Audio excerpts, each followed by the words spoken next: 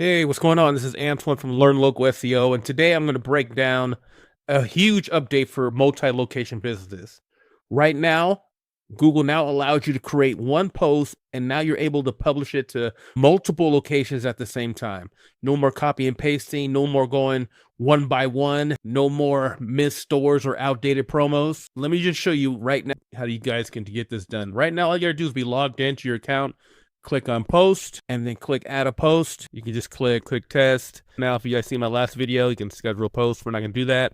You can just click button and then you can select an image. Let's just select a little cup. And then you click the post button. And then once you're done, all you gotta do is click post. It gives you the option to click to add more businesses. If you're a multi-location business, but if you just click on these, you can actually post. I'm not going to do it, but you can actually post these to all these locations.